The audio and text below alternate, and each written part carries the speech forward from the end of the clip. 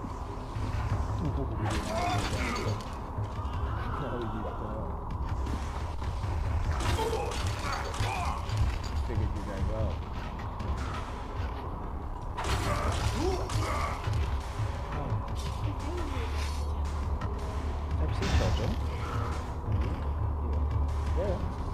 Okay.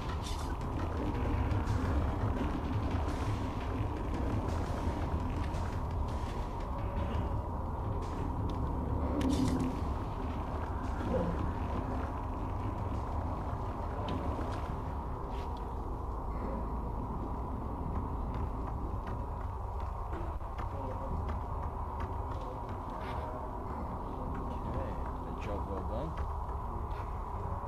Bravo to me. Oh yes, definitely. Yes, I did decapitate.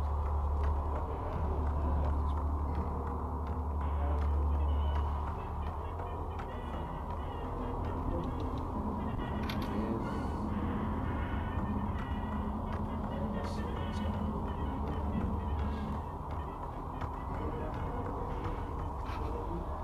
This one, right?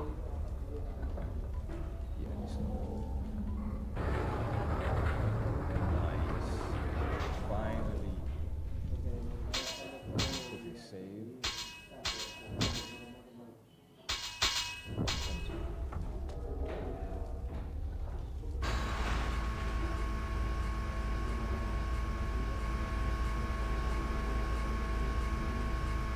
Oh wait, isn't this a boss?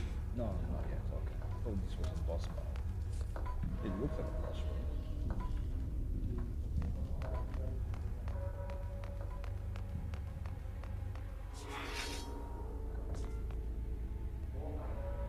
Hello. Bye-bye. I know, decapitator. Especially with strong enemies, just gets you out of the real without fighting. Wasting my time. Wait, what? Wait up. Probably have to go down there. Then enemies. Actually, let me stay up here. And I'll just try what is down there. Alright, do my bidding. Oh. What?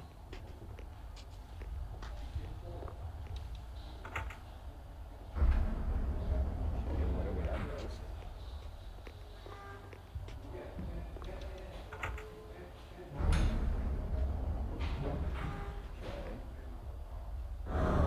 Then I need to charm the other guy. Oh man, hurry up.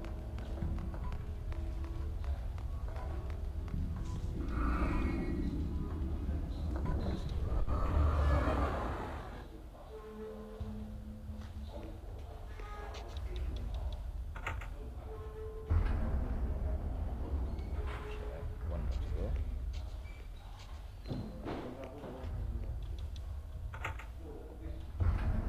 Beautiful. Wait, didn't I just kill you? Somehow you smell. I should probably take care of this.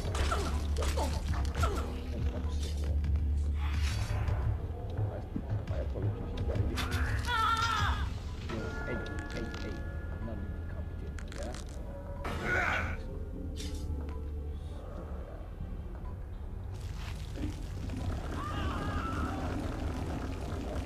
I'm burning.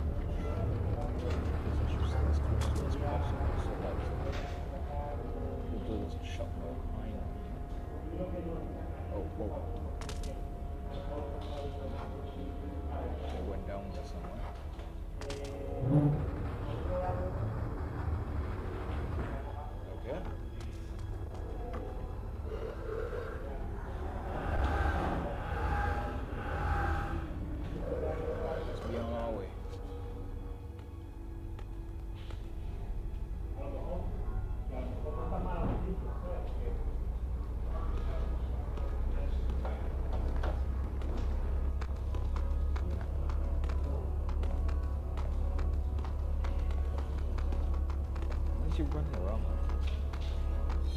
Oh, that 2 more. I hope I don't have to fight them. I don't know. Never seen anything like that? Don't touch it! I heard it's magical and dangerous. They say that about everything.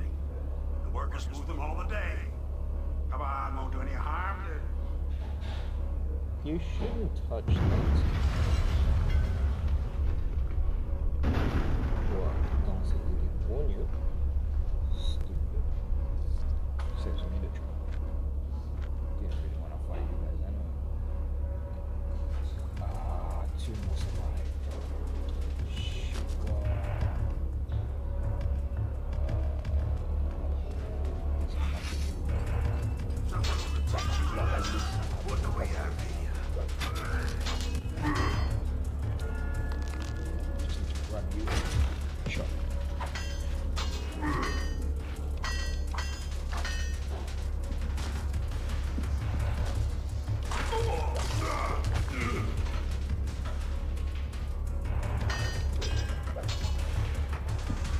Whoa. Damn, I love it.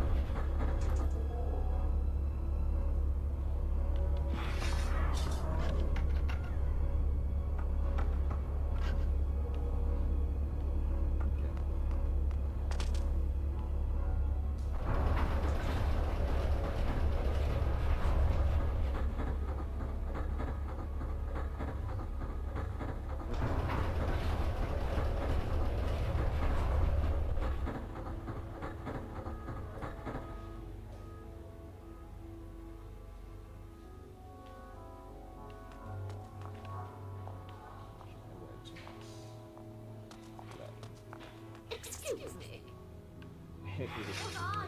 You do not talk to a vampire like that. Yeah, go take a swim.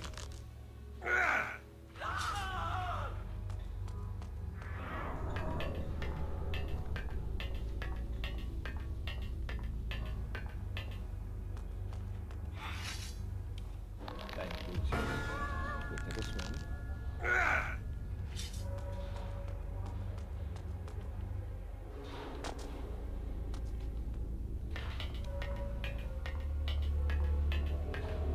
King reminds me so much of Dracula.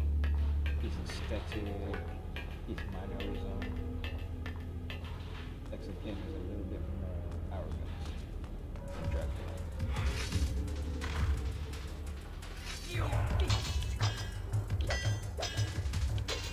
No, he's about to run. He's about to get destroyed.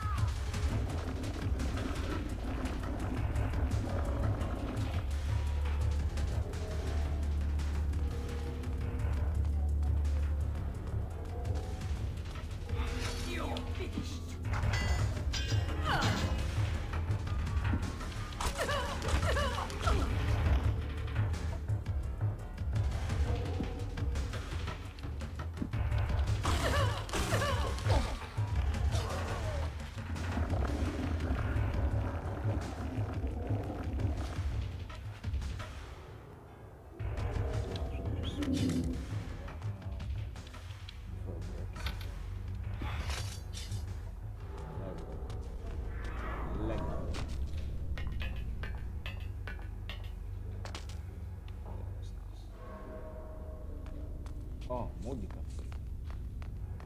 I don't want to go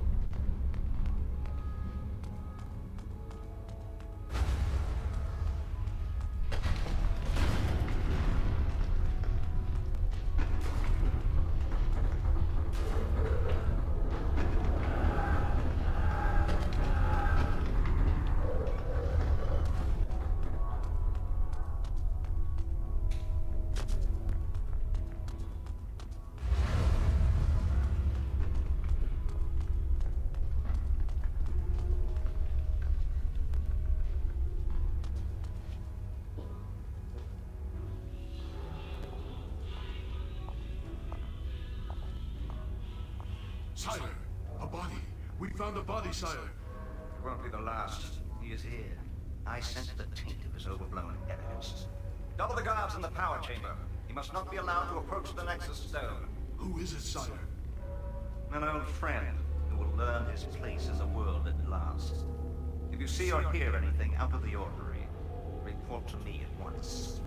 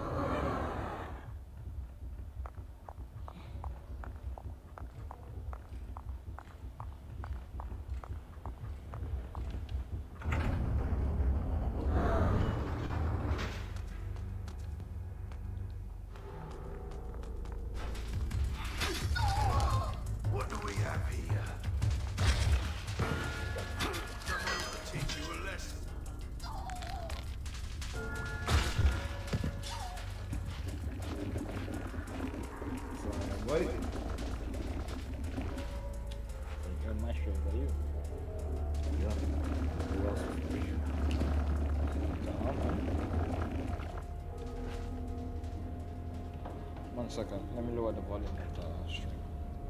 Of the game.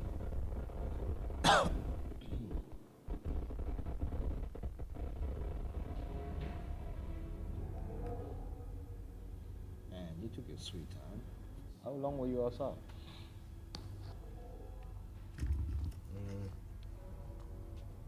Not too sure. An hour or so, maybe. Yeah, it must be an hour, because I've been streaming for about that amount of time. Speaking of which, let me check how long have I been streaming.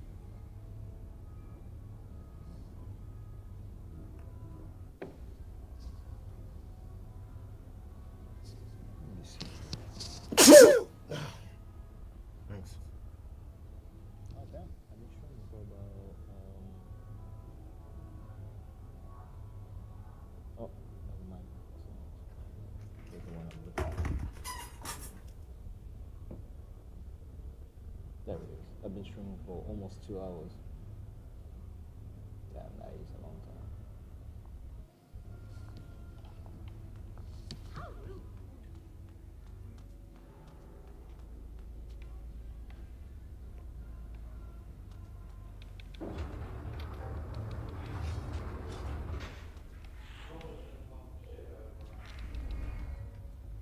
But you arrived at an odd time, because honestly, I was about to just go and find something to eat.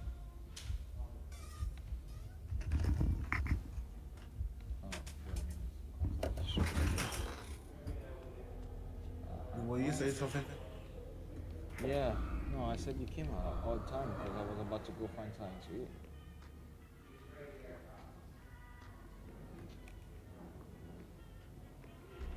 About to end the stream? I think that's along the lines you just said. I was about to go find something to eat. That doesn't mean ending the stream. I was actually thinking of keeping the stream going, but I'll go get something to eat. The problem is I can't just leave my laptop here. You know what I mean? I think you can pause stream. Yeah. An OBS, I believe. Yeah, but if my laptop, if I shut it down, that's it. It goes completely off. If I remove it from the plug, I meant. Oh. Like that. It's not, the battery on it is kind of broken. So if I unplug it from the power, it turns off automatically.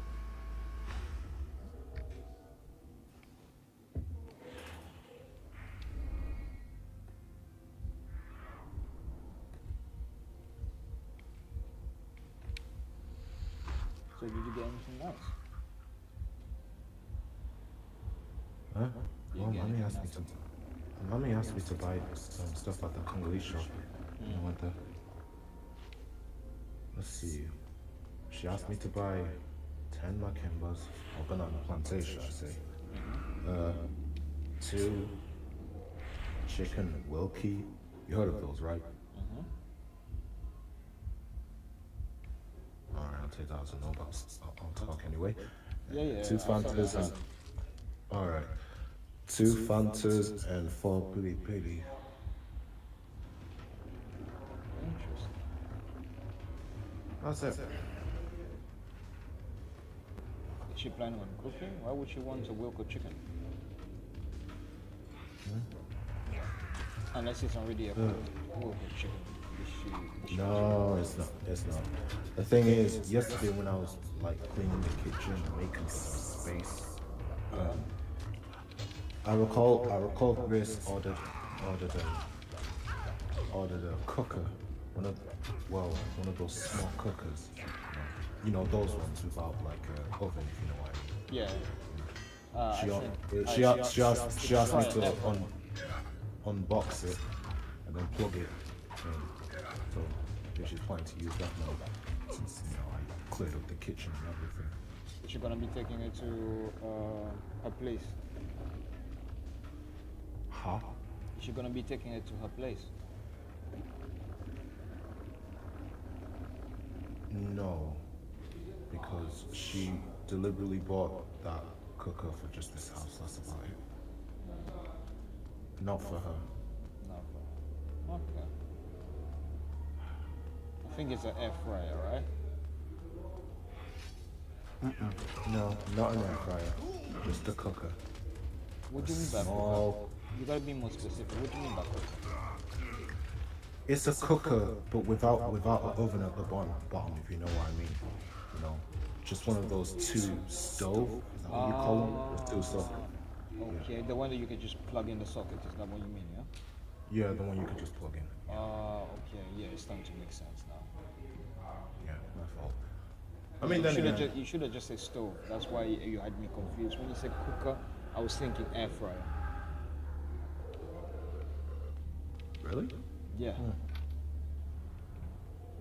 Air fryer is kind of like, to me, even though it's recent. Air fryer is considered as a cooker. Fine, but to me it just sounds outdated. You know. What do you mean outdated? It's new. The term New. air fryer hasn't been used before. It's relatively new. Yeah, but at the same time, it just feels like weird. I don't know how to describe it.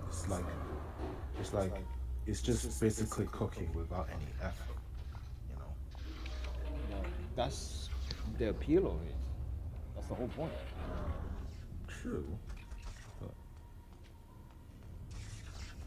I like cooking with a cooker instead of an air fryer. So is that why you bought the chicken? Is Babylicious planning on making something nice? Chris? Chris? No. Mommy asked me to buy that chicken leg from the shop. I'm so confused. So Babylicious asked you to buy the cooker, but she knows Mom doesn't cook, so... I never said that. I said Grace. I said Mommy asked Grace to buy that cooker. Okay. It's all starting to come together.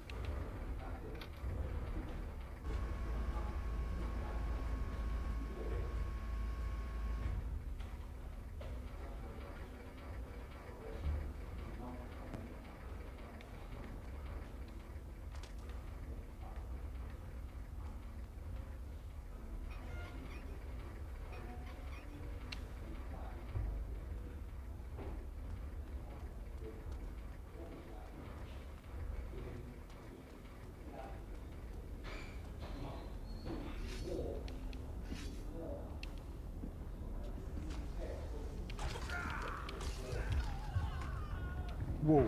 What? How?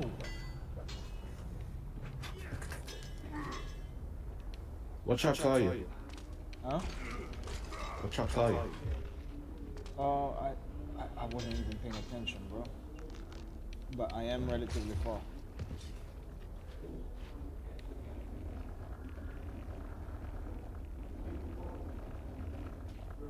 Damn, the enemies have gotten strong.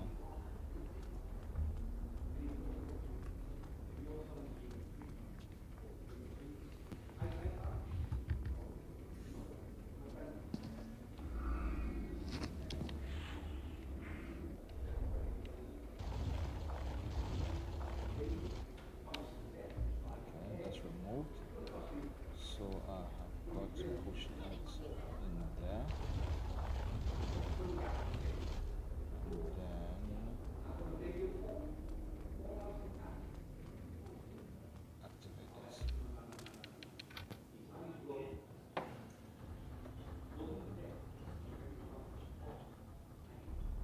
Take my breath away. Oh la la.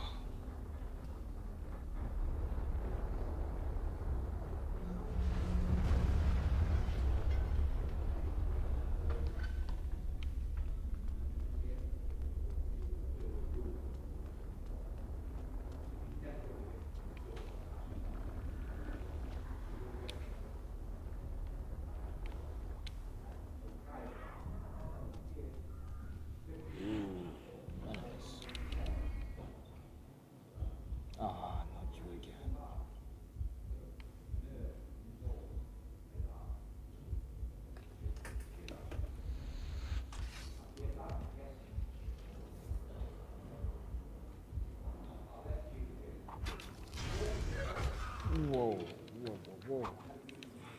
I'm just gonna grab him and throw him over the cliff. Goodbye.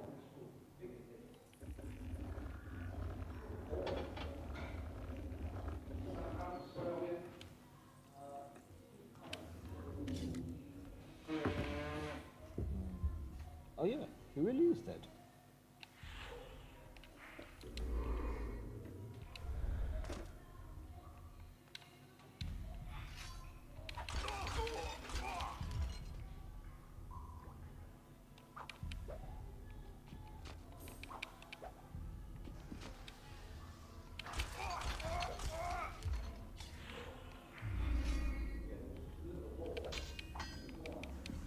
Whoa, whoa.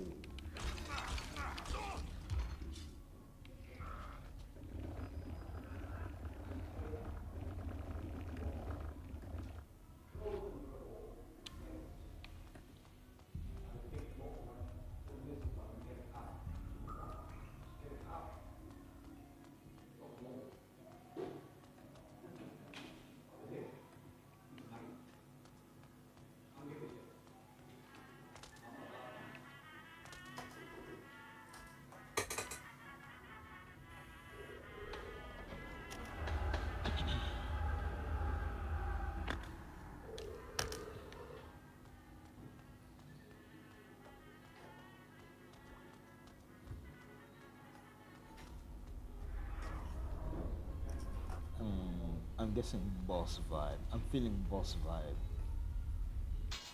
Let me see it again.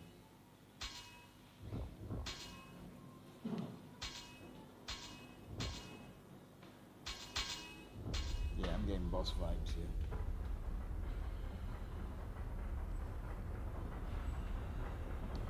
here. Yes, the Nexus Stone. This is a boss level.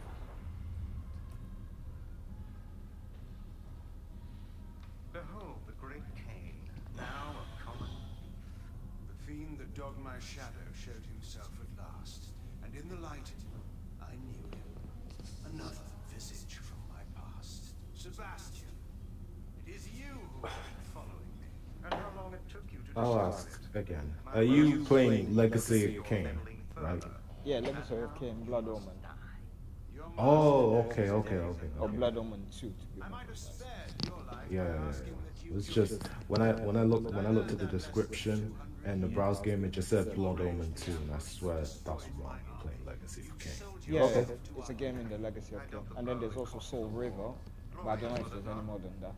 But I didn't want to play Soul River yet. I wanted to play Blood Omen too because I never got the chance to finish it. Have you heard of a game called Bloodstained? Yeah, I have. I don't think I've seen gameplay though.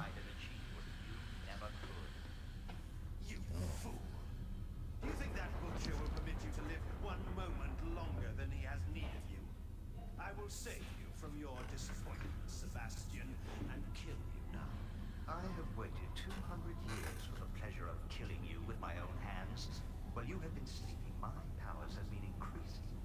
You haven't the smallest chance of defeating me. Alright, I remember last time this boss battle is pretty challenging, so let's get to it. Yes, every boss battle is challenging no matter where you go.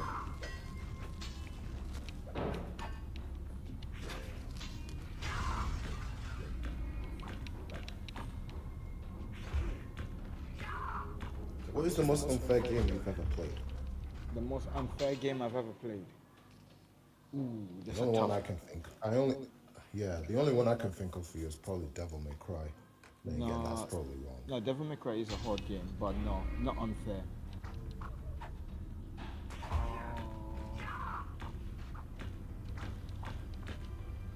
Unfair game. An unfair game I've ever played. And funny enough, I think I've streamed it already as well. Sorry, man. I'll respond to you in a minute. Let me try and I'm losing too much life. Shh.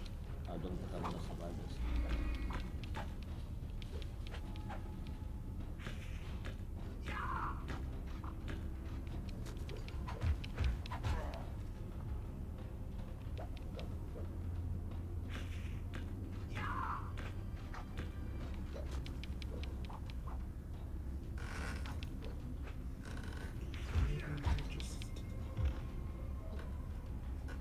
Okay, so the only unfair, I think maybe Super Mario Brothers 3. No, Super Mario Brothers 1.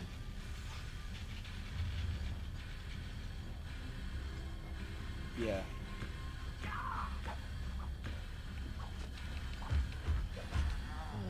I think I didn't hear that right. Oh well. Please What? say it again so I can hear it again. Super Mario Brothers.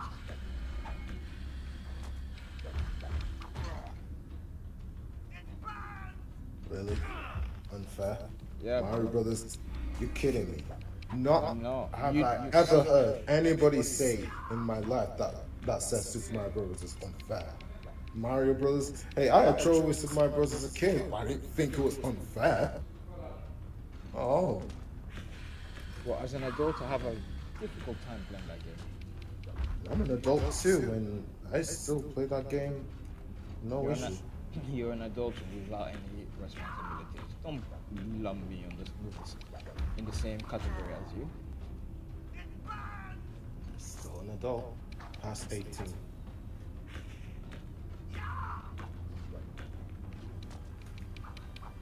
Now about category. Oh my god, this guy is still. You just gotta get your mojo back on Super Mario Bros. And then it'll become second nature. And then it'll become second nature to you again one day. I don't have the time. Oh my god. I looked away for a second. And I'm not wearing my glasses, so my glasses broke. Again. Buy a new one. Yeah, well, I gotta wait until I get paid to buy a new one, right? I can't just buy it out free now. Which is this Thursday, I presume. Yep. But it's not gonna come straight away. I gotta get eye test first, and then after I get eye test, then I gotta order a new one, which should take about a week to arrive. No, I think I should get glasses as well once I get paid as well. Yeah, man. The test is only That's 5%. one. And the glasses are I already got the test. You already got the test? But, yeah. When did you get it done? It was like 2 months ago. I had an appointment just to check like my eye test, eye or something like that. Yeah. Ah, he's running away. Shh.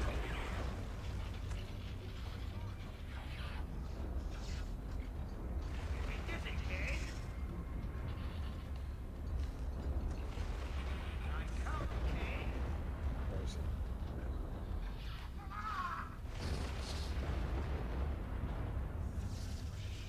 Got a message from Razvan Cornia. It says, "Hi, this is a great game." Hello, Razvan. Thank you. Yeah, this game is pretty good. Very difficult to play. I'm not gonna lie, but extremely difficult to play. But if you get the hang of it, it's actually relatively fun. I wonder if they're ever gonna make a remake. I wouldn't mind playing it. Just improve on the controls. Oh, it might actually come true when you ask that, you know, because so many games are getting remakes or remasters these nowadays, you know. Yeah, man. For sure. Even games that came out on the PS3 are getting remaked and remastered. Can you believe that? So Or a collection. You wouldn't be surprised if Blood Omen got some kind of collection. That depends how many Legacy of Kain games are there.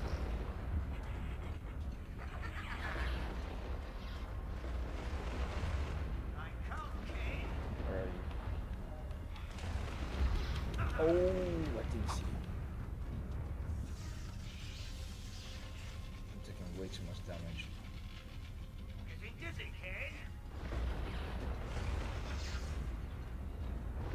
He's moving too fast. Where is he?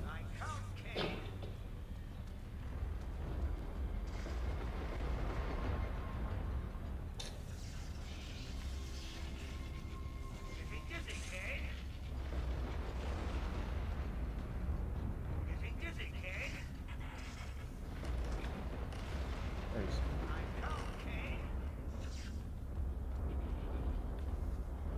Dead.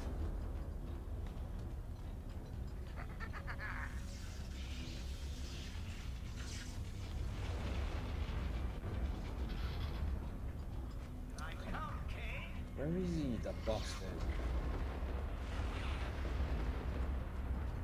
Oh my god.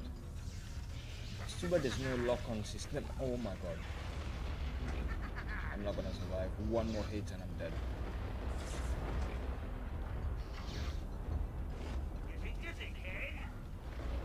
Where is he? Come on then.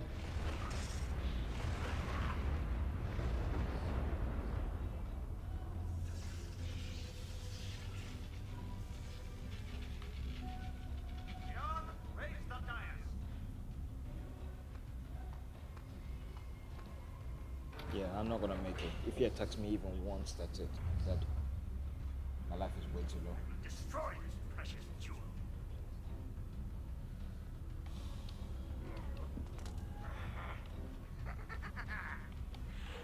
Let's see.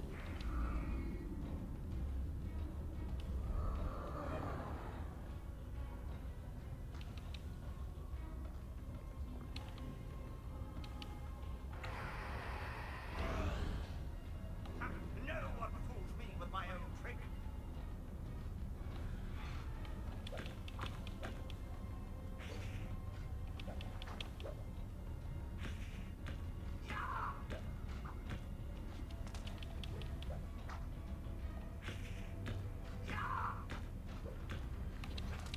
Let's try.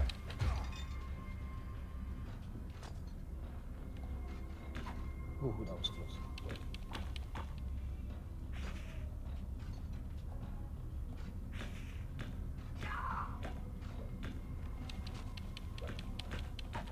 Shit. No. Yeah, I knew that was gonna happen.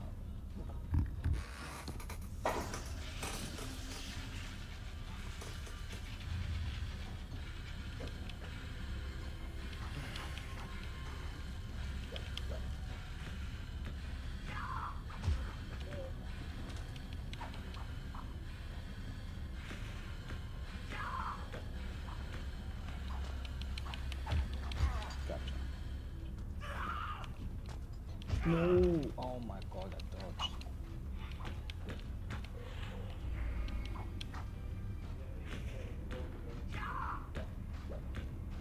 You're welcome.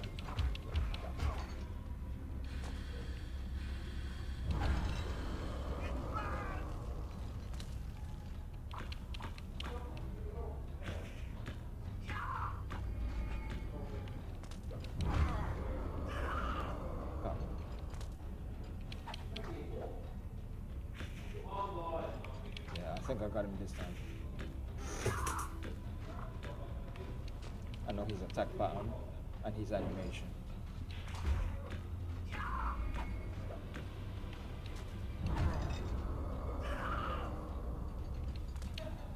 Where's your run?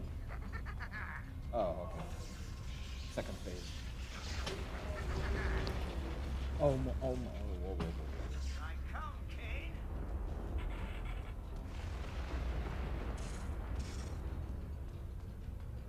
Oh, sugar. I gotta put my phone on charge. 1 sec.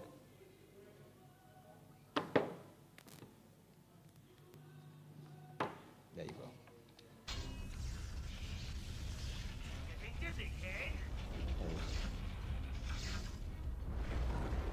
Whoa, man.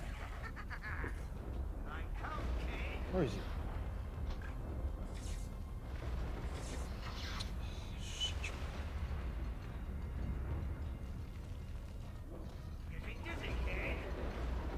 You know, it's so annoying that in certain situation you can't use the lock-on system. Like right now, I can't lock onto it, which makes it extremely annoying. Yeah, he has to keep running around, and I kind of have to move the clanky camera around just to know where he is. You know, I'm used to games where the camera automatically locks onto an enemy. Yeah, I know, me too. I think that's something you're never gonna get used to when you play all the games like this.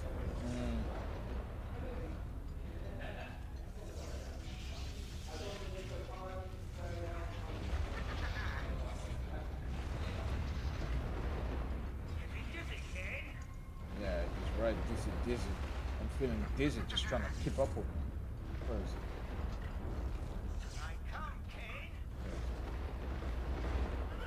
Gotcha.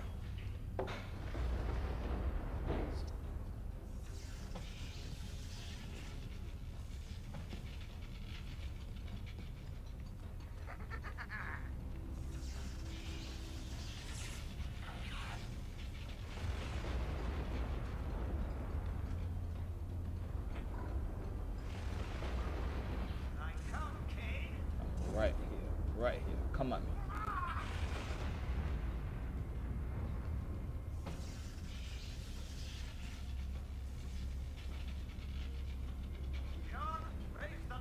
All right, third phase.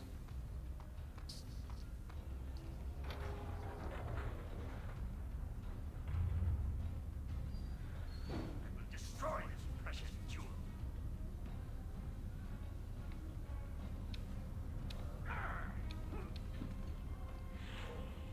Where's Charm?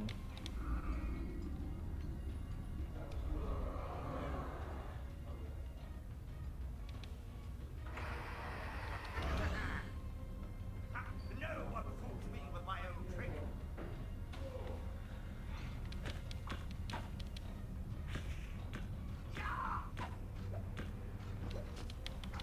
Ooh, sidestep. Oh my goodness.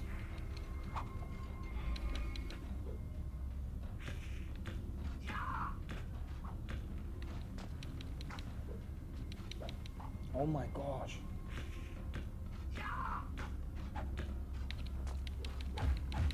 Gotcha. No.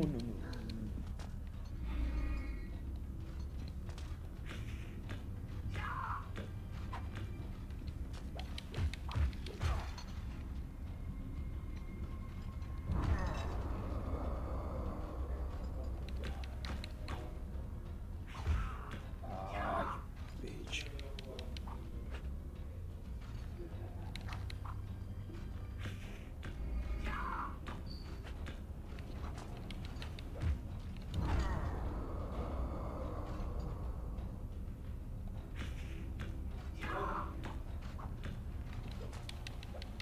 Oh my gosh.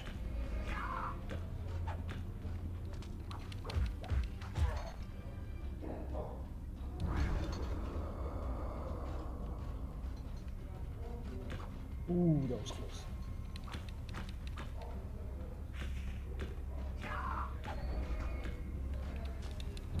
Smack it.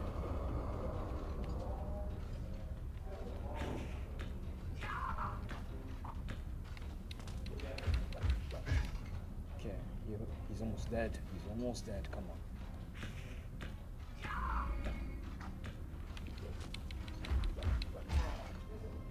Almost dead. Almost dead. One more. One more.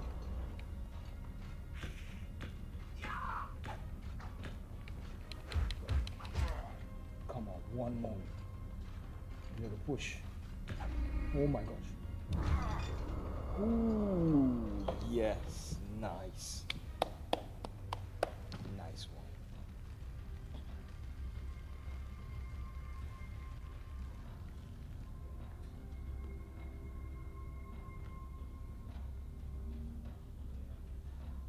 Tell me of the Nexus Stone of this portal. What is its purpose here? Speak, and I will spare your life. Come, Cain. You lie in your throat, and we both know it. You are going to kill me. Indulge me then, before you die. I'll tell you so that I may see your face when you learn. You are powerless. You cannot win. Your death is inevitable. The Nexus Stone's portal leads to an ancient device, deep underground, that will spell your destruction. A new reign will begin in Noscon. What is the purpose of this device? How will it serve the Salafan Lord? Alas, he has not entrusted me with that knowledge. But soon everyone will know it. His plans are even now coming into fruition. Where is the device? Where? Under the earth? It lies beneath Meridian. Seek for it if you will. I die happy in the knowledge that all your efforts will be in waste. Oh, Sebastian. Our destiny could have been glorious. The land was ours for the taking. History would have been rewritten in our image. But not everyone shared my vision. And now your time is up. Your death will only make me stronger. I hope that knowledge comforts you in your grave.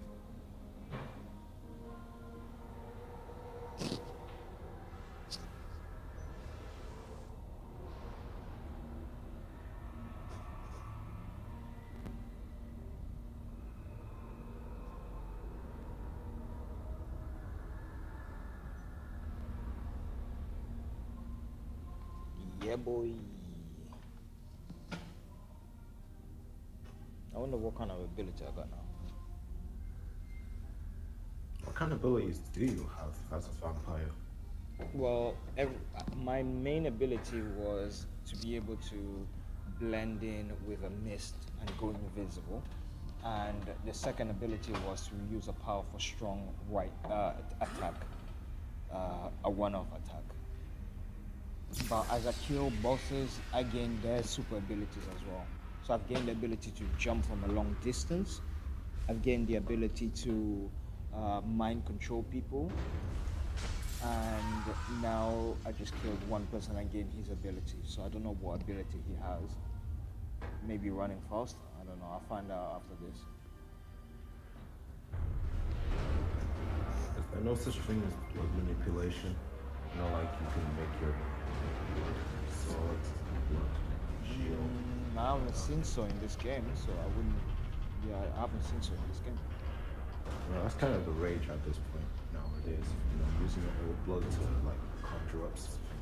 Maybe so, but vampires, they survive by drinking the bloods of other people.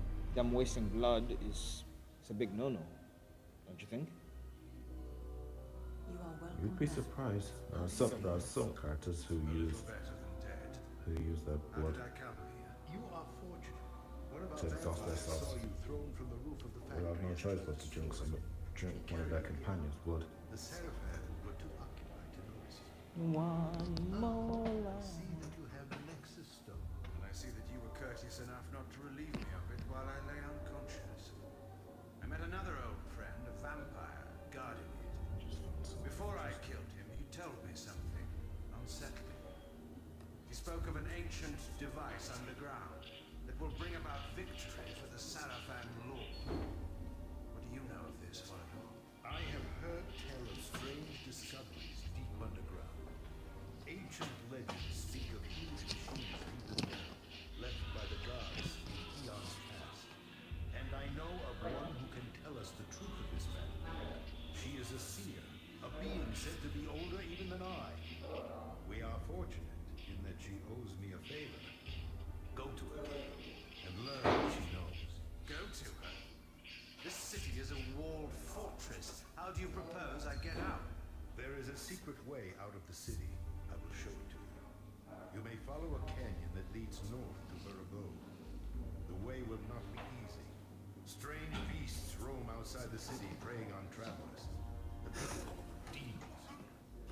I believe I've met one of these already. I hope your seer's knowledge is worth the risk.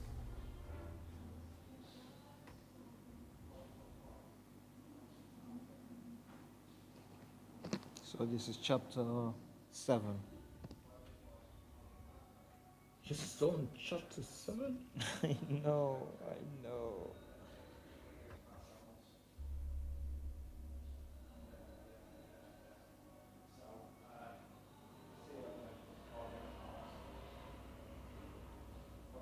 8 people watching the stream. 8 people. Yes, 8 people can hit that subscribe button and hit that like button. Come on, 8 people.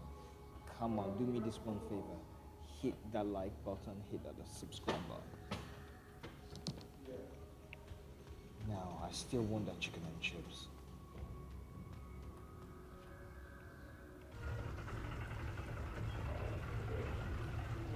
It's quite a dilemma, isn't it? I want that chicken and chips, but I don't want to end the stream. Name and business. What's this? I thunder every week I depart by this gate. Name and business. Puro. Bringing supplies to the garrison beyond the abode of the witch. There is my toll. The bridge is fallen. Again. They've not repaired it. Important matters afoot. Companies being set up. Oh, that's good. Right at last. Smugglers? There's worse than that infesting the roads. Now the culprits will be double. No, I pay such high tolls that they won't keep the roads open. That's what I say. Up your tongue. Keep it long. Open the gates there.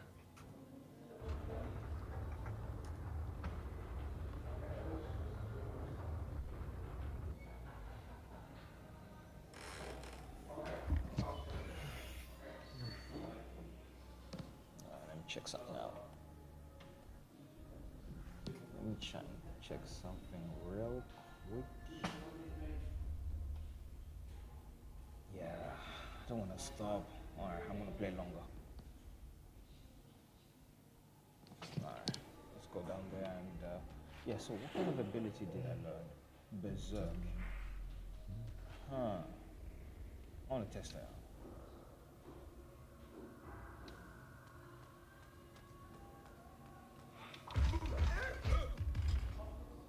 Okay, let's see what this berserk can do.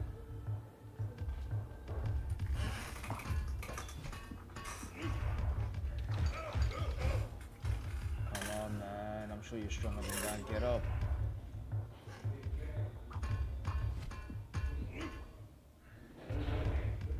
Okay, so I need a full gun. Okay, let's test out this out.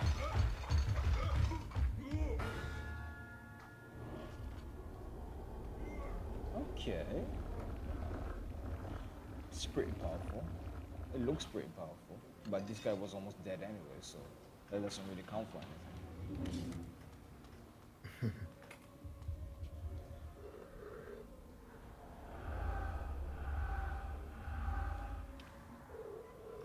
Alright, so let me try and remember. Last time, where did I go? I think I went up here. And then into this crevice.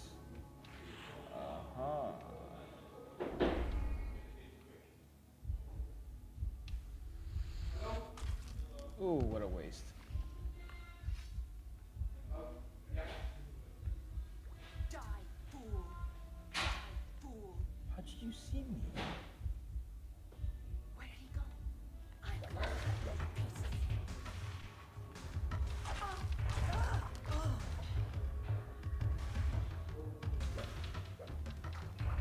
Nice. Nice try.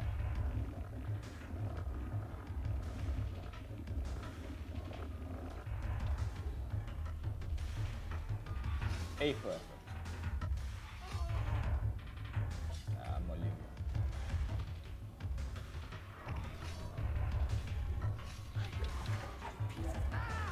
Whoa.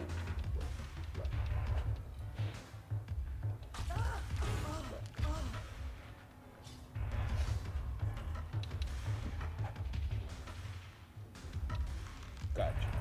Goodbye. Oh, something cool.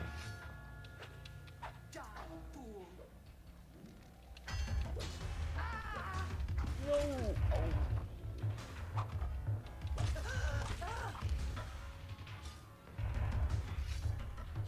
Why are you running away? Why are you running?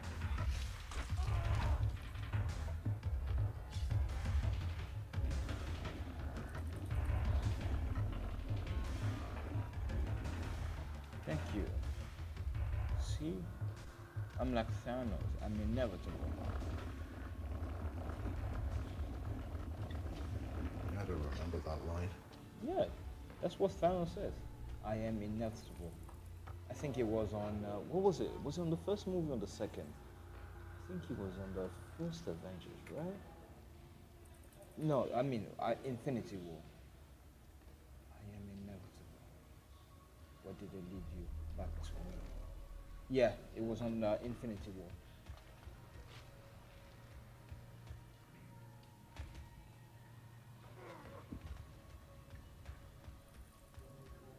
I need to binge watch all of the old Marvel movies. Binge watch it with my wife. That'll be interesting. She really likes them though. She likes Marvel? Mm-hmm. So it's like she likes everything that you read. Not everything. She does like some animes though. She likes Naruto.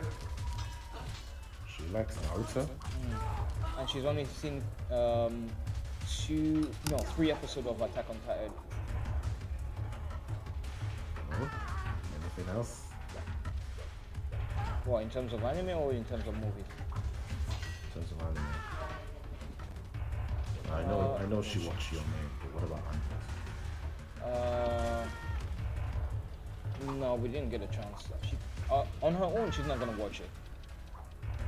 But if I'm around, she does watch it. Oh my god, they are so strong. Let me save the game before I screw up.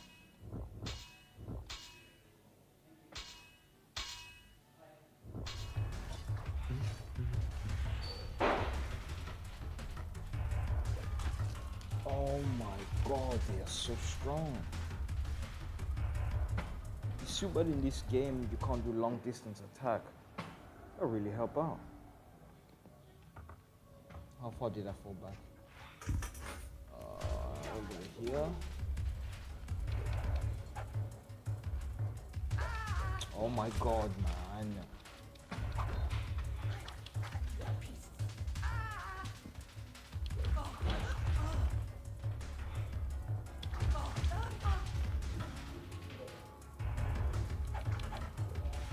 How do you...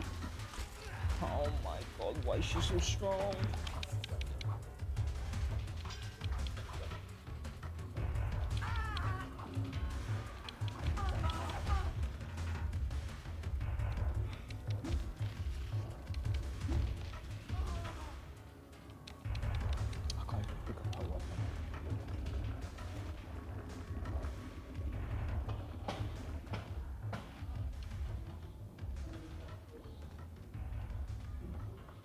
Attack the ones over here, just so I can get that weapon.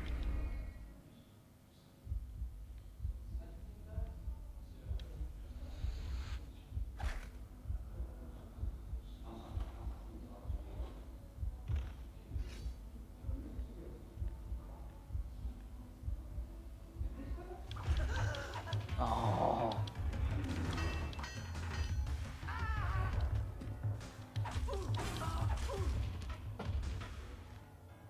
rituals are against me, man.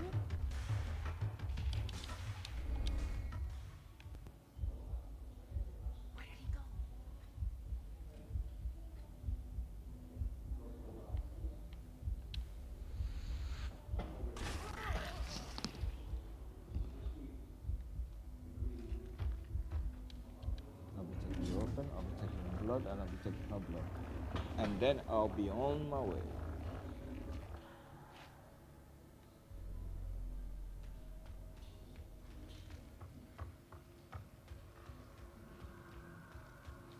No.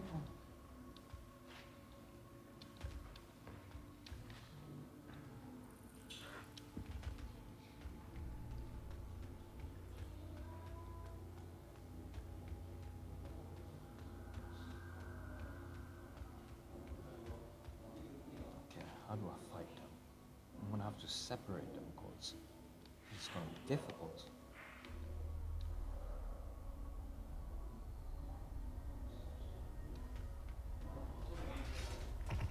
Whoa. Are you serious? Oh my gosh. Would you face that one?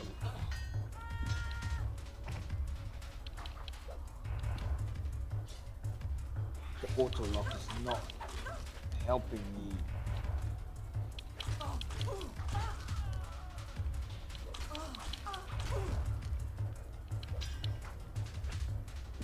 Shit, she's behind me.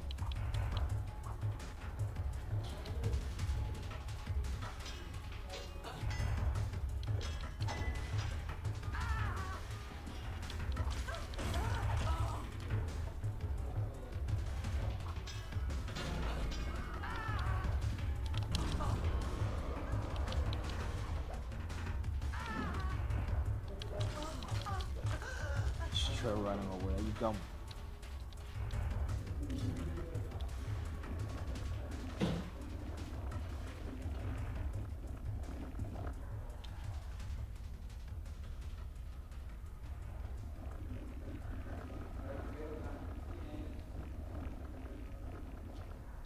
Damn, that's a lot of blood. Alright, so what am I doing?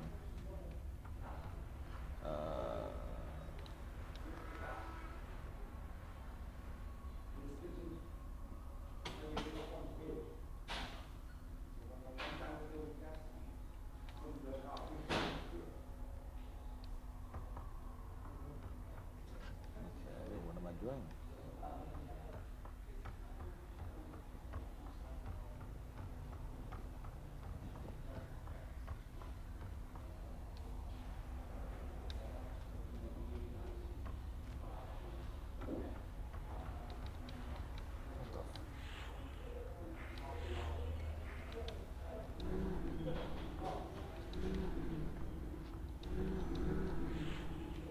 How do I charm out there?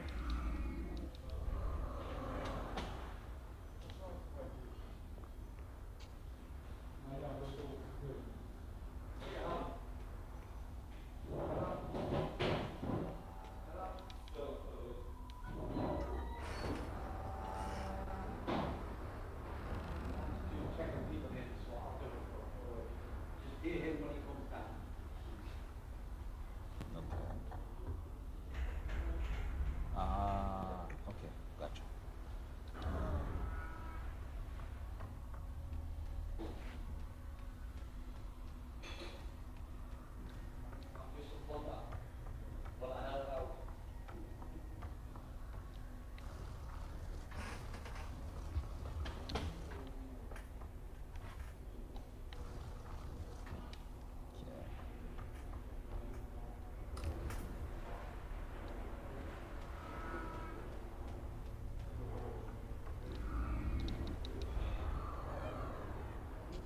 Press that button again to change this, to change the course of that mechanism,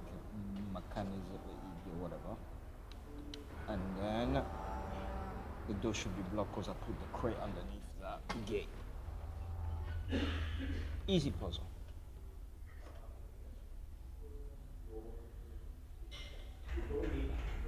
There you go.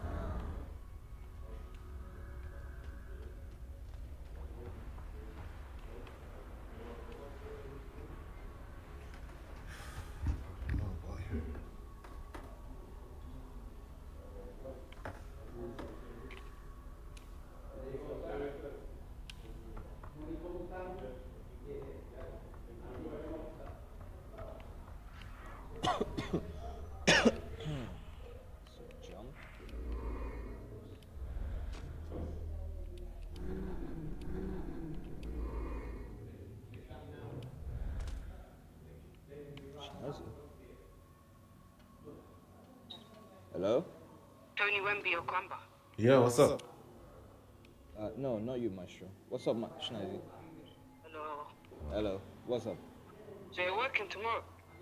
Yeah, I'm at work tomorrow. Today I'm chillaxing. No, do you know who's gonna be there today? I don't know. Why do you keep asking me that? I don't know who's gonna be there today. I'm not there Cause today. I wanna go, but I just wanna go there and you.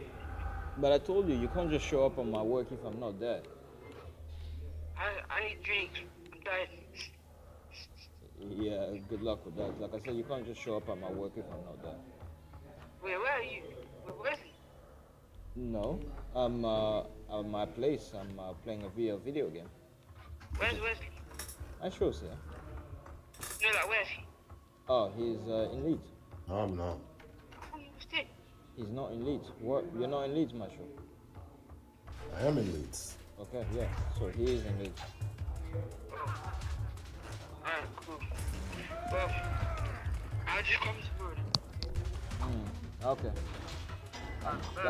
I won't be at that shop, yeah? Just to let you know. Where you be? The other shop. South Korea. South Korea. What? I mean, South Kensington. Yeah. I've been South Korea. Alright, I'll see you in then. South Korea tomorrow. Yeah. See you tomorrow. Bye. Bye-bye.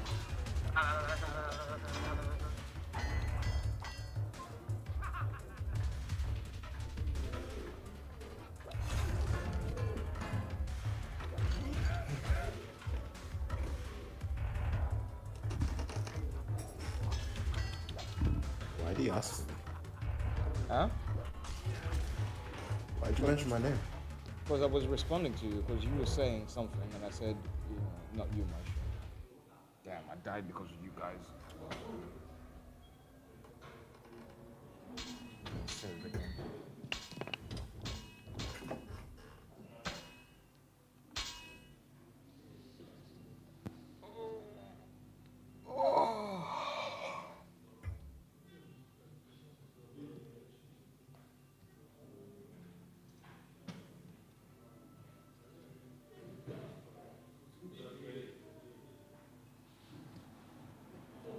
All right, let us continue.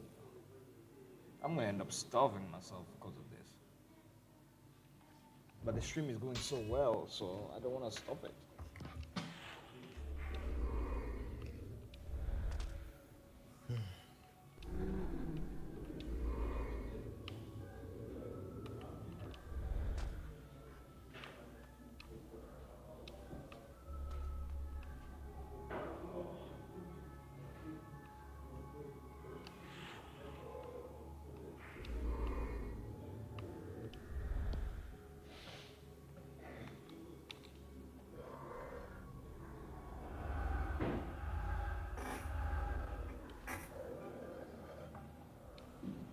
It's my own fault, really. I should have bought some snacks before starting the stream.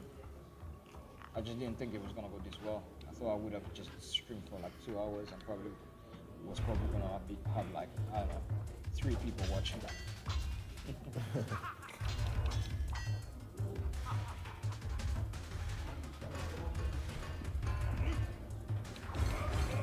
But honestly, if this game, if the stream does go well, I think I might just finish the game on the stream rather than just continuing video format. Maybe.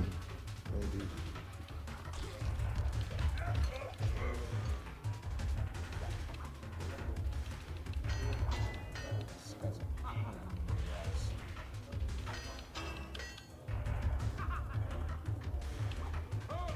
Whoa, proper pain in the ass.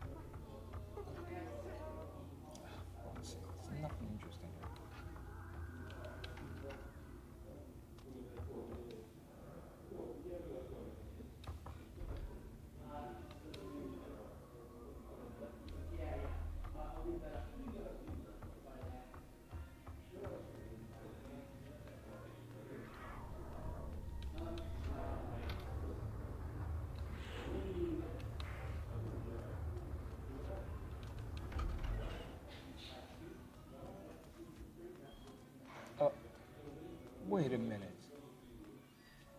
Oh, of course. I've come full circle. This is where I first started. Okay. I was like, what the heck? I've been here before. So I did all that just to open this huge ass door. That's crazy. Was it worth it in the long run, though? I guess. I mean, I'm here now.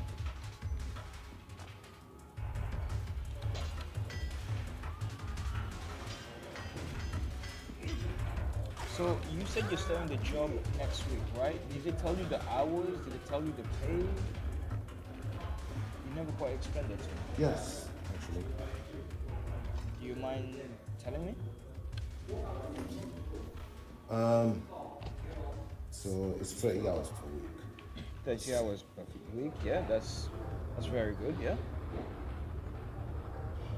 And usually I would start, sometimes I would start either like 4:30 till closing time, or 9 to 4. 4:30 to closing time. What's the closing time then?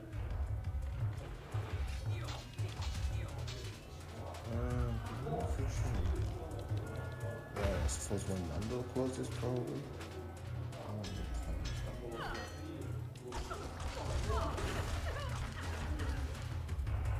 Okay. All right, that's pretty cool. And what is the salary then?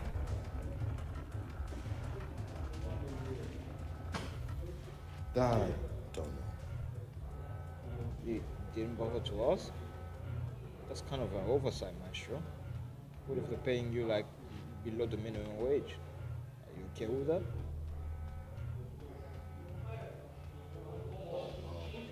Mine is at 1.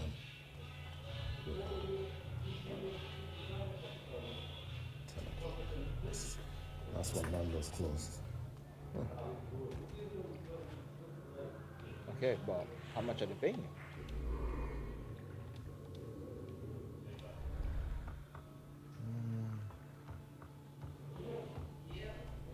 I guess 13 an hour. Small guess. Maestro. Those kind of things are kind of important.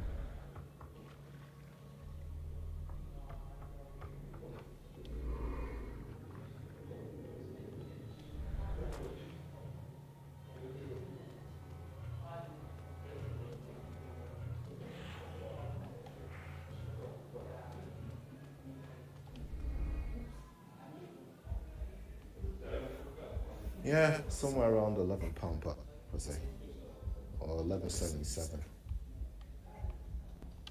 Okay. That's not bad. Yeah, it's not bad. It's better than nothing. So have you calculated it? So what you gotta do is you need to calculate 35 times 4, because it's 35 per week and there's 4 weeks in a month. So 35 times 4, the number that it gives you, you need to times that by how much you're gonna be, how much you get paid per hour, and they give you the total amount you get paid per month.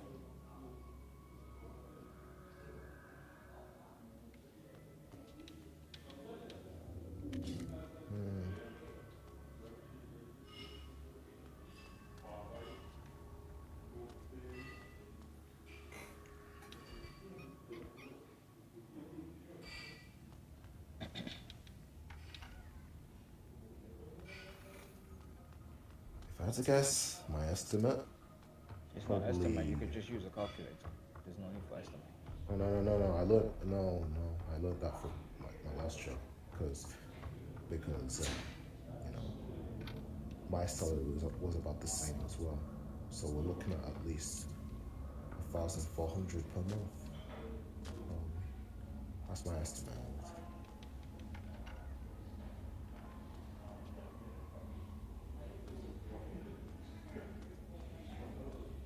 Yeah, pretty much.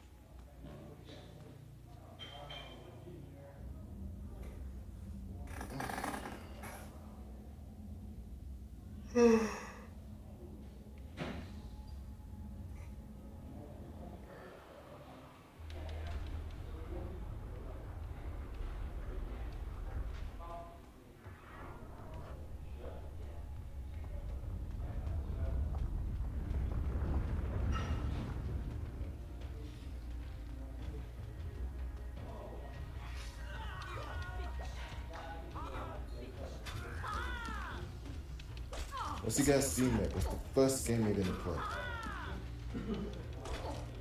Kingdom Hearts.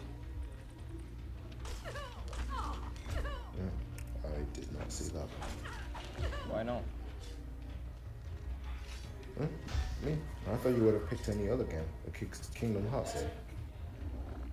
Yeah.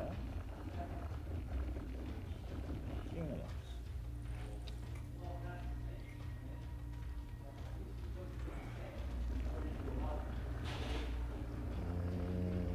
Now Assassin's Creed.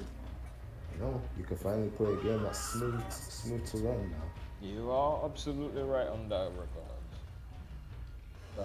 Assassin's Creed is still a game that I can play on this laptop. I need a game that... No, I take it back, Maestro.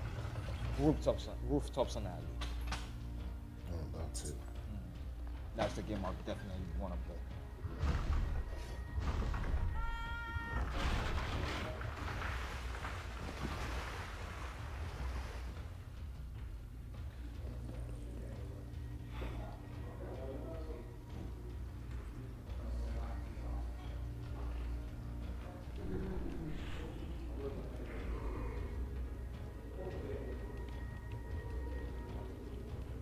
Why can't I jump down there?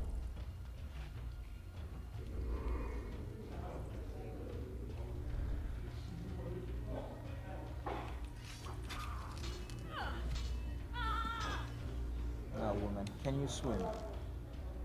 Can you swim?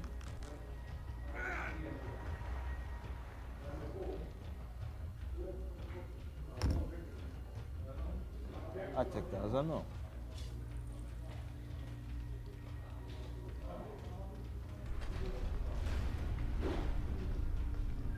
Whoa, oh wow, a rock just fell on my head.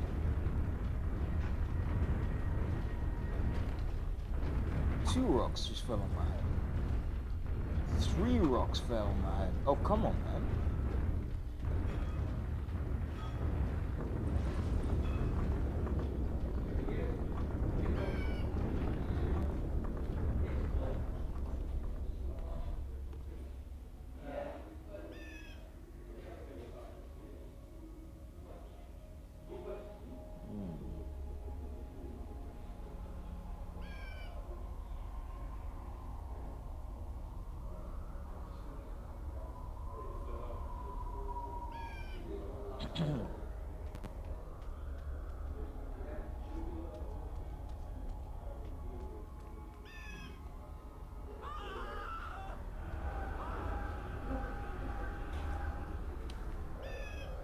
Now, from what I remember, the enemies over here were pretty tough.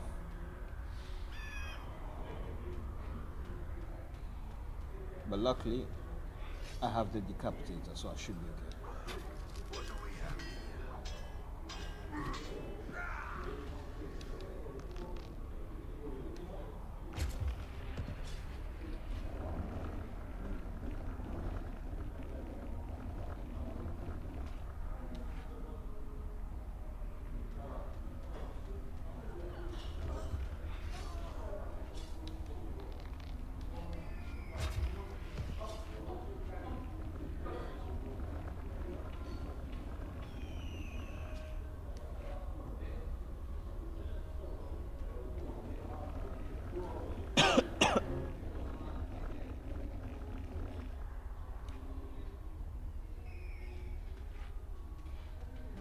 Where am I?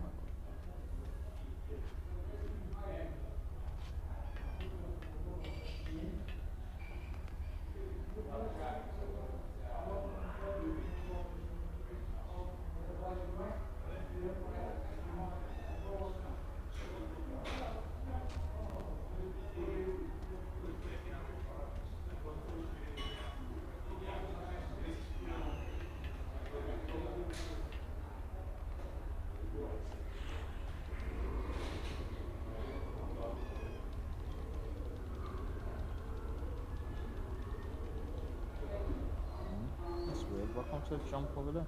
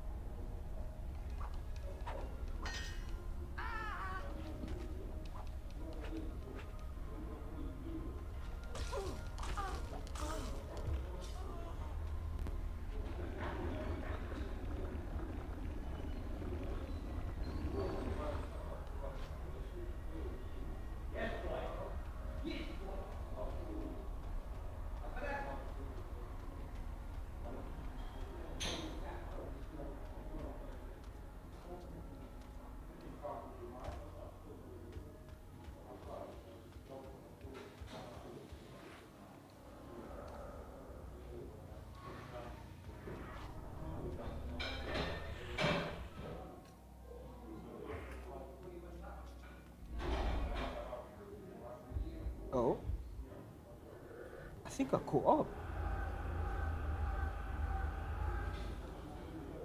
Yeah, I think I caught up. So I was in chapter 9. Wait. Let me quickly go and watch the previous video. Maybe create a studio. See playlist. Blood Omen. Let me look at the latest Blood Omen. Yeah, I'm starting. Yeah, I don't think one chapter takes that long to complete. See, episode 21.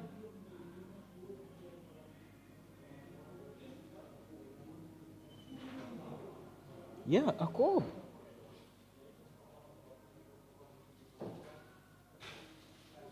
Yeah, this is exactly where I was. Yeah, this is exactly where I was. I caught up.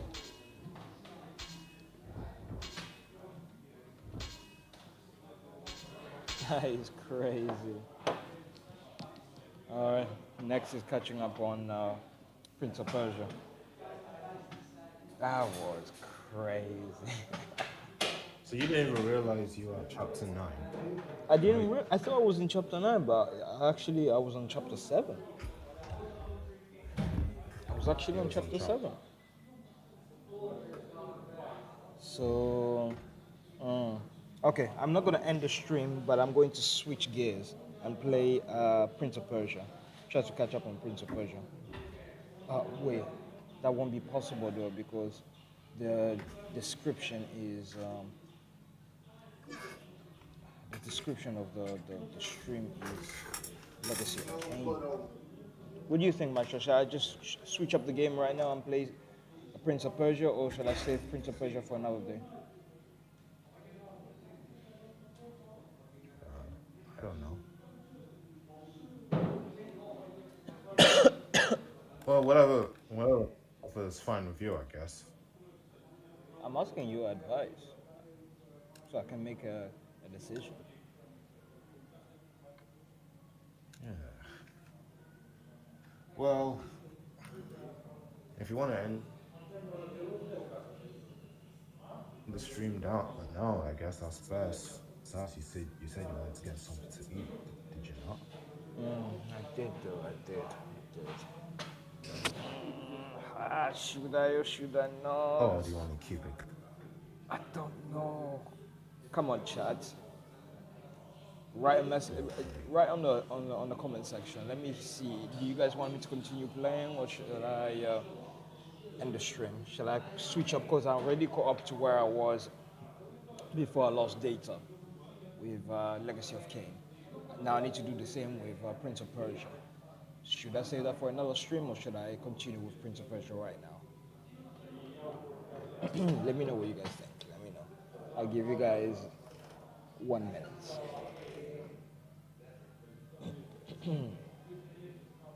If they don't respond within that minute, make a decision that fits you best. Yeah, if they don't respond, I'm probably just gonna go get something to eat. Because I am pretty hungry. Starving, actually.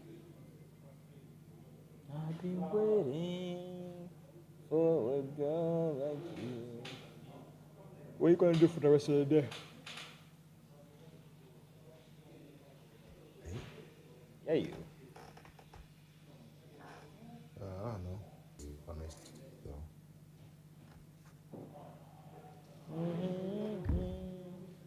For a girl like you. I've been waiting for a girl like you.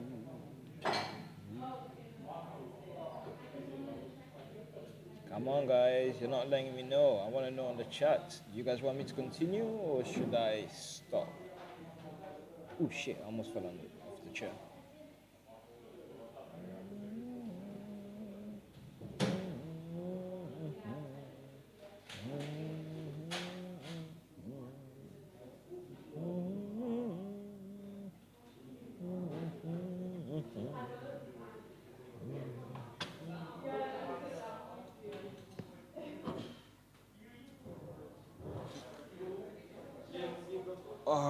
I hear no message, I see no message.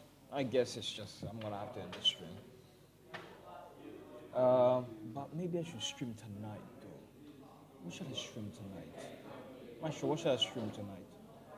Please don't say I don't know. You're gonna make me angry. Seriously asking me. You're gonna make me angry, man. Come on. You gotta be able to give good advice, man.